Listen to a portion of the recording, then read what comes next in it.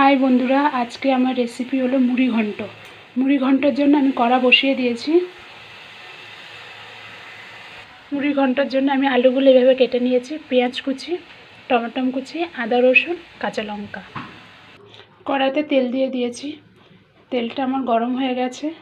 ফোড়নে আমি তেজপাতা আর গরম মশলা ফোড়ন দিলাম।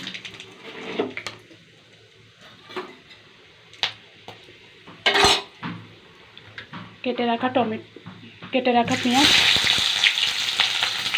পেঁয়াজটাকে হালকা লাল লাল ভেজে নেব। পেঁয়াজটা ভাজা হয়ে গেছে, এবার কেটে রাখা আলুগুলো দিয়ে দেবো। কেটে রাখা আলুগুলো দিয়ে দিয়েছি, এবার একটু হালকা লাল লাল করে ভেজে নেব আলুগুলোকে। আলুটাও ভাজা ভাজা হয়ে গেছে, এবার কেটে রাখা টমেটো দিয়ে দেবো। টমেটো, বেটে রাখা আদা রসুন আর কাঁচা লঙ্কা, স্বাদ অনুযায়ী লবণ, হলুদের গুঁড়ো 1 চামচ, কাশ্মীরি গুঁড়ো লঙ্কা 1 চামচ, জিরের গুঁড়ো 1 চামচ,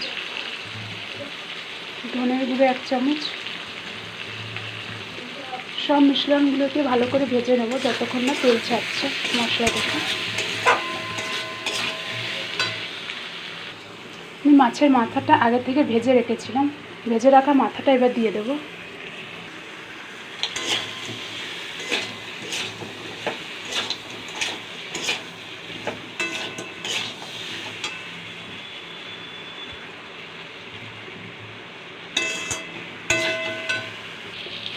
এবার গোবিন্দভোগ চাল আমি আগে থেকে ভিজিয়ে রেখেছিলাম, ভিজিয়ে রাখা গোবিন্দভোগ চালটা দিয়ে দেবো।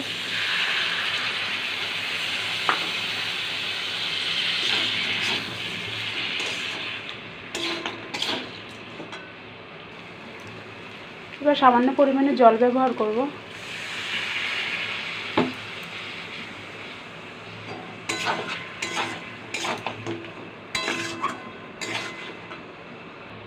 এই যে জলটা আমি ব্যবহার করেছি, বেশি জল ব্যবহার করব না এর মধ্যে।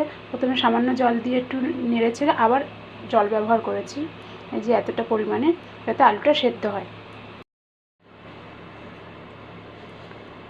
মুড়ি ঘন্ট রেসিপি আমার রেডি হয়ে গেছে।